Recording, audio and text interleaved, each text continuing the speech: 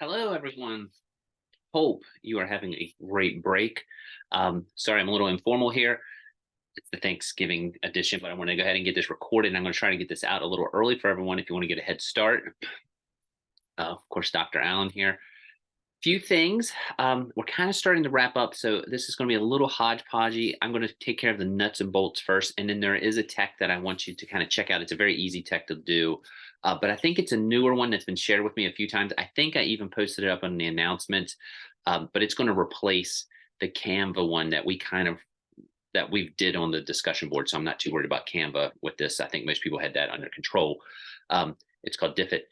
I'll get into the tech here in a minute. A few things though. One, again, hope break's going well.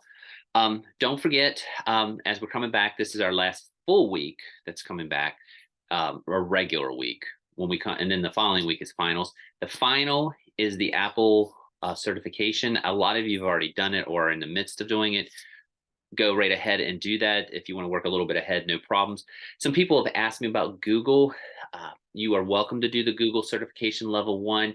Just a few things. I think I mentioned it really early on, but I probably haven't mentioned it probably since September. So I just want to make sure that everyone does know the Google does cost $10, and you do have to take an actual test for the Google certification. No problem if that's what you want to do, and you don't have to pass the test. You just have to provide me proof that you did it.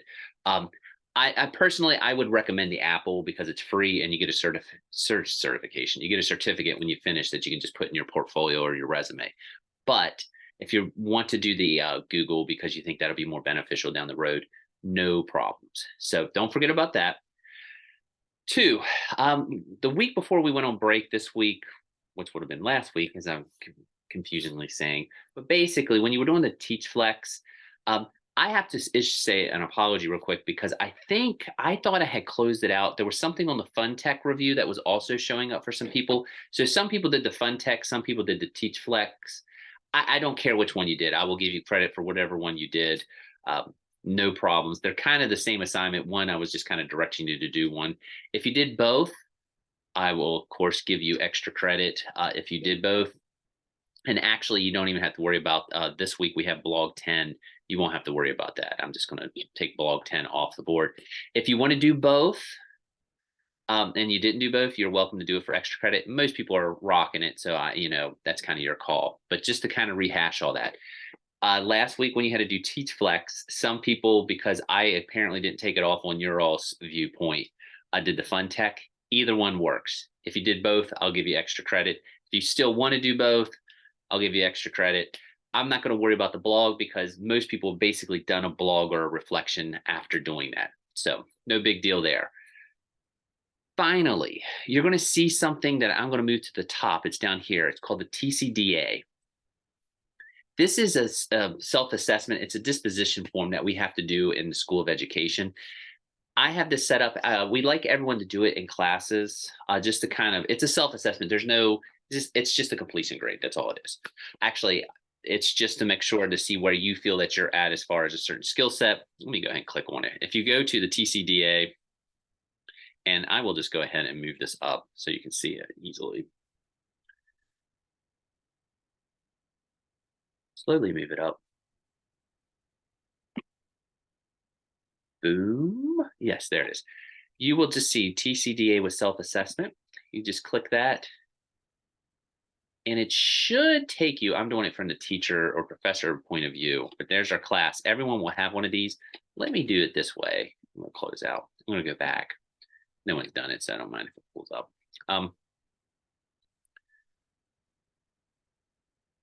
Slowly. Oh, bad request. I don't think it should. Yeah, let me get rid of that. Let me do this real quick from a student point of view. Sorry, I should have thought of that when I was doing this. Hit content. Still functioning with a lot of turkey, I guess, in my system. When you get here, you'll just click that and it should pull up. Yep, there it is. You're just going to rate this. You're going to score yourself and you'll submit it. It goes to our teacher candidate. And you can be honest, this is totally just you scoring yourself. It has nothing to do with me. If you think you are wonderful and everything, or meets expectations, it's great. If you feel like there's still things that you're developing, that's also no problem. Same thing with needs improvement. It has no bearing on your grade. It's just a self-reflection. It's that TARPS philosophy, if you remember way back from 150, where your teacher as a reflective practitioner. That's all it is. We'd like to just, it helps us also gauge where we think we need to improve in some certain aspects of instruction and stuff like that. So if you could do that, it will be up. I will put it on the last thing as a reminder. So real quick, just a reminder, don't forget Apple certification, all that's due the following week. I'll put a due date. I think it's Wednesday, and I'm not for sure what day that is. But I'll send a reminder. I believe it's the 8th. Don't forget, you're going to do this last week. If you wanted to do the extra credit of the Fun Tech Review or the Teach Flex, you're welcome to do it because that was an error on my part. As long as you have one of them done, you're fine. Don't forget to do the TCDA self-reflection or self-assessment. And finally, if you are a graduate student, please don't forget to get your paper in. You have to do a research paper. That is only for someone who is in Education 500 or 599. That is in this Ed Tech class. That can be submitted. If you are in 380, you do not need to worry about that. That is the difference between graduate and undergraduate. Now, with that being all said, I wanted to show you one tech. This is the only thing you have to do this week. You don't have to do the blog. I'm just waiving that because most people have done both the Fun Tech and the Teach Flex, and I kind of felt bad about that. But what I wanted to show you this week, and all you have to do is supply a screenshot of, take a picture of it, however you want to do it. Let me get out of Learner. This is DEFIT. I'm going to, DEFIT. It's new. It's been shared with me a few times. I'm going to put a YouTube video up. It won't let me play it on Zoom. Sometimes it blocks it out for copyright reasons. So sometimes it does, sometimes it doesn't. But I don't want to get in trouble with anything. So I'm going to post that up. But I am going to show you how it works. It's actually a very simple tool, and it's actually a very cool tool. But I'm going to go back to the home page. Again, you just go to, I'll have the link up, but it's defit.com. I'm sorry, beta.defit.me, excuse me. Like I said, it's a new one. You're going to come to this page. You, again, when you go in to log in, you can just use your Google. Google is fantastic. And what this does, the video, the 5-minute YouTube video really explains it probably better than I can because that person is much more skilled and practiced with this tech. I do think it's pretty cool. And I think as beginning teachers, it can be a very, very, very beneficial tool. You can take a topic and it'll take that topic and provide you resources based on the grade level that you're teaching. So let me just show you. So you go here.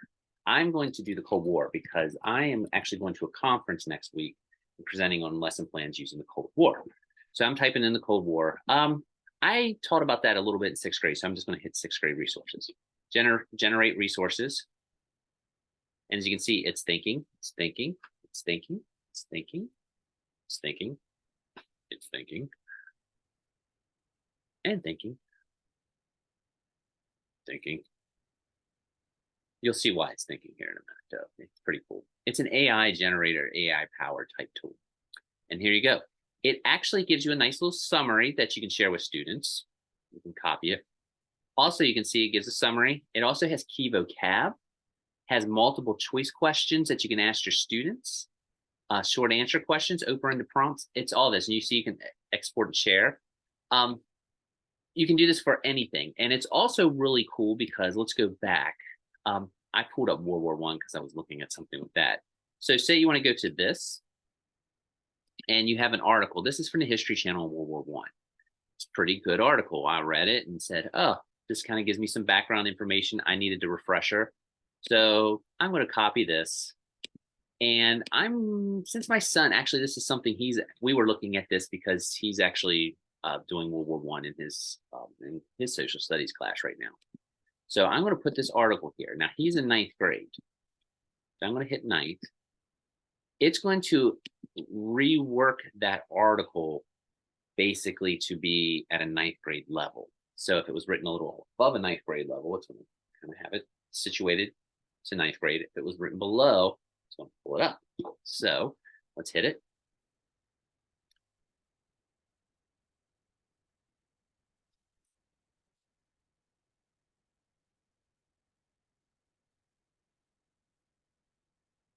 can see. Swoop, swoop, swoop.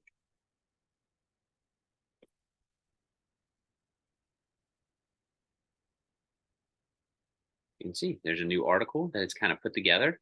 It's got key vocab, again, words coming up, boom, from the article. It has questions from the article, all types of stuff. So basically all I want you to do, and I'll put this on here, I want you to, one, pick a topic, set it for a grade level that you could be teaching. Everyone in this class is going to be certified somewhere between K through 12. So just pick a grade, maybe something aligned to the standards or what you've already been able to teach in the field might help, but I'm not going to be picky. I want you to pick a topic, do like the first one. Then I want you to pick an article and put it in there and also take and see what you get. I want you to screenshot when you do both. So when I did this one, I would literally take a screenshot, or you can export it and share. I don't care. But if you just want to screenshot it, that's fine. And you can, I just want to see that you did it. As you can see, I just screenshot, that's fine. I just want to see that you tried it out. And then of course you would do that with the other one too. I will post this up with the directions, but basically you need to do a topic and then you need to do an article and you need to screenshot it, or you can export and share, as you can see here. If you want to submit all that stuff. And as you can see, it gives you all these resources. I just want you to check it out because I think, again, it could be really beneficial as you're starting to look for resources in your first year of teaching. As you can see, this is pretty cool stuff. That's why I wanted to switch this out. With that being said, few things. One, don't forget, next week you have your certification, or your Google or Apple do, if you want to get a head start. If you did Teach Flex and Fun Tech, you're good to go. If you want to do one of those for extra credit and you didn't do both, you're welcome to do it. Do not worry about Blog 10. That's kind of I feel like I goofed up not taking that Fun Tech off, and I felt like I might have confused a couple of people, and that's on me, no one else. So I'm just going to waive the blog. So I'll have the points in there for you. And then with this, I want you to do DEFIT and just kind of DEFIT. I think it's DEFIT. Make sure you do the two things and post them up, and that should do it. I'll definitely touch base with everyone this week. Hopefully I didn't babble too much, but I wanted to get this out a little early. All grades should be up to date, no later by Sunday. I think I got the lesson plans and all done for everyone. I didn't hear any back from anyone that didn't see it. If you want to see the rubrics, please just go. Let me show you that real quick so I don't forget. If you didn't see your rubric when you did the lesson plan brainstorming, it's under iRubric. I'm assuming most people at this point have fiddled around with iRubric, but you should be able to see it under here. I'm not going to pull them up because everyone's grades are there. But you can go there, click on that, and you should be able to see it. Everyone did an awesome job. I was able to, hopefully everyone got to see those on Monday, because I think all of them were done by that time. Trying to think anything else. That should do it. Just a heads up, and I'll send out a reminder. I am going to be in Nashville on Thursday and Friday and coming back Saturday for a conference. I will check my email as best I can. I think Thursday and Saturday will be the two real tricky days regarding email. I probably won't be as quick. I'll have a notification up just to remind you in case, and I'll send out an email. But if you have any problems, hopefully you can be a little patient. Like I say, you'll definitely hear back from me, but it might be a little later on Thursday or a little later on Saturday. With that being said, I know that was a lot in a short amount of time. Hopefully I didn't add to any confusion. I will make sure to type all of this up, and if you have any questions, just swing by the office. But I do want to give a kudos to everyone. Everyone has been awesome this semester as far as getting stuff in. I don't think I've really had to follow up with anyone too much, or it's been something that's been emailed to me and I just needed to load it up. So thank you all very much. I'll send out one more video before, I know you'll look forward to that, but I'll send one more out before the end of the semester. But again, I wanted to get this one up and let you kind of start going at it. So hope everyone had a great holiday, and I'm just going to go ahead and stop babbling and get this up. So, hey, have a good weekend.